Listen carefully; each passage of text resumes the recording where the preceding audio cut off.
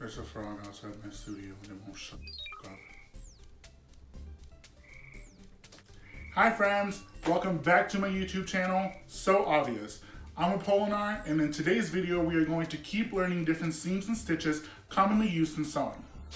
The material I'm using today, again, is from Waverly Inspirational's Fat Quarters. It was on sale and I am cheap. Alright friends, I have 5 new seams to show you today. So let's get started. My sewing machine's this way. Seam number 1 is called the French seam.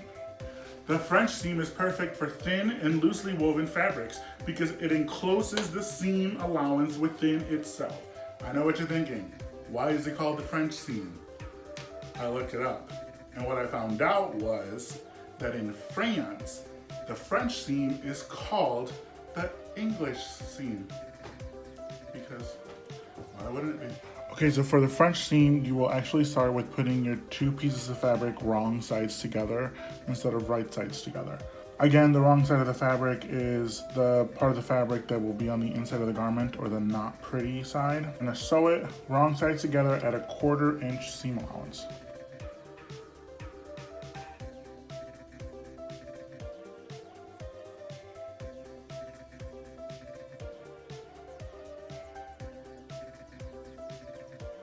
Once you have this done, then you're going to take your shears and you're going to trim the seam allowance to half its length. So it'll be down to about 1/8 of an inch.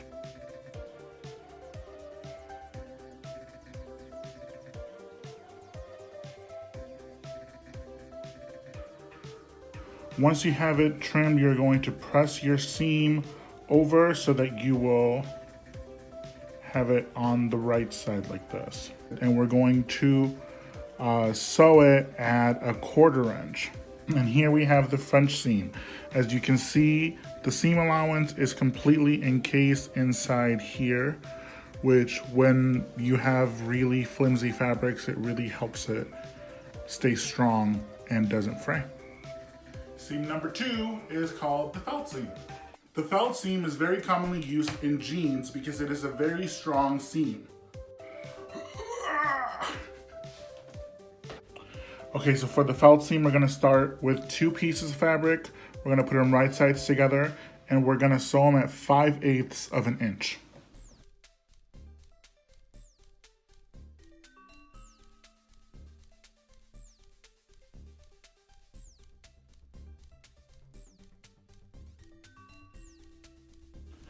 Now that we got it here at 5/8 of an inch, what we're gonna do is we're gonna fold them open, and you're gonna trim only one side of the seam allowance. It does make it easier to cut one side if you finger press it open, so then you don't run the risk of cutting into both of them, which I have done plenty of times.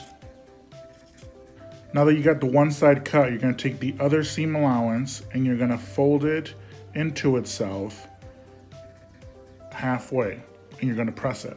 And once you have it pressed, what you're gonna do is you're gonna fold it over the seam allowance that you cut. You're gonna stitch along this edge here to enclose the seam allowance.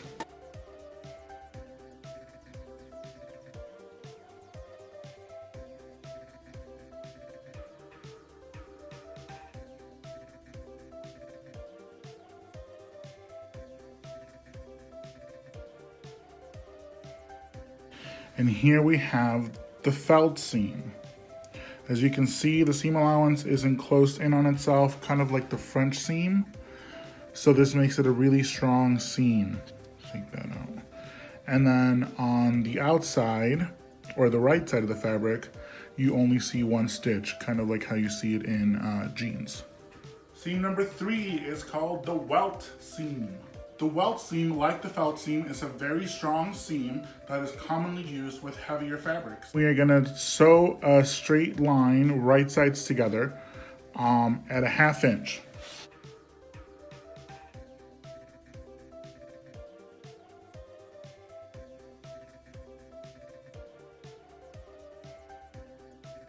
Now, like the felt seam, you are going to press this open with your hands to split them apart, and you're gonna trim one side. And now that you got it trimmed, now that it's trimmed, you're just gonna push the other seam allowance over it like we did for the felt seam, but you're not actually gonna fold this seam allowance into itself. You're just sewing right over it.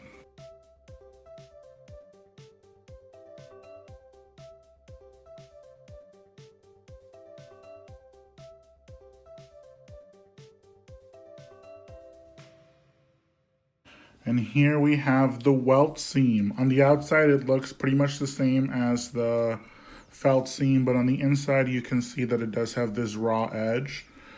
Here would be where you would take pinking shears to make sure it doesn't unravel on you. Or if you have a serger, you would use a serger here before you actually did the stitch. Seam number 4 is called the lapped seam. The lapped seam is commonly used in heavier fabrics like denim, but can also be used in dress shirts and blouses, usually along the side seams. For the lapped seam, what I did here is I marked my seam allowances. I did 1/2 inch on both sides.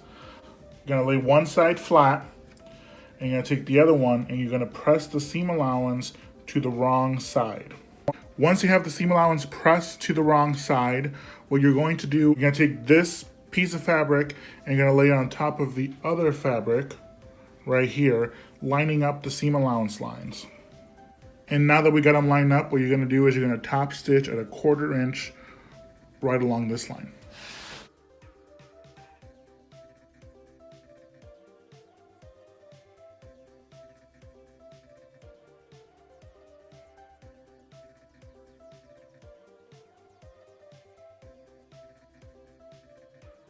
And here we have the lapped seam.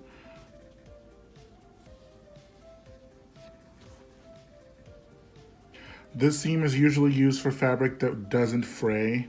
So you would see this a lot with leather or suede or something like that.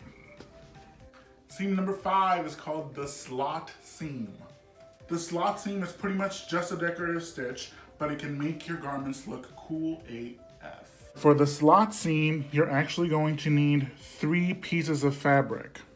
I recommend that 2 of them be the same kind and the 3rd one be a different contrast fabric.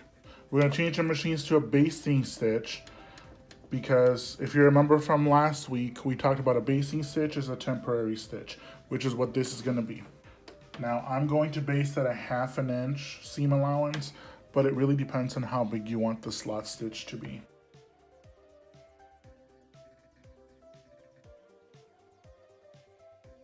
Now what you're gonna do that you got your basting stitch is you're gonna press the seam and the seam allowance open. And now that you have your seam allowance open, you're going to take a piece of your contrasting fabric and you're gonna lay it on the wrong side of the fabric. Now that we have it pinned in place, what you're gonna do is we're gonna sew at 1/4 inch seam allowance from the seam on both sides. Kind of like how we did with the double top stitch last week. Make sure to move your stitch back to the regular stitch because we're no longer basting.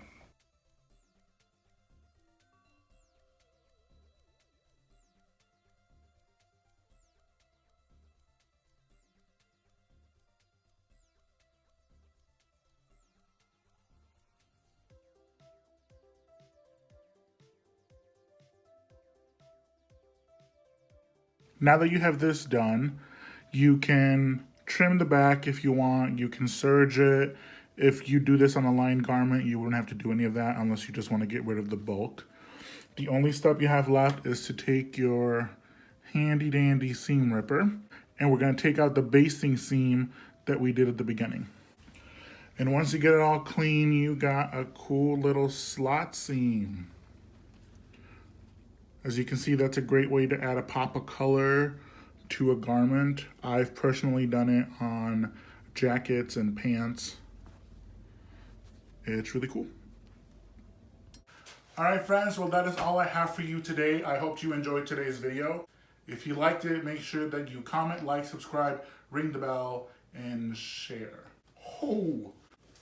And if you didn't like it, I'm sorry you feel that way, but you are more than welcome to fight me. Okay, bye.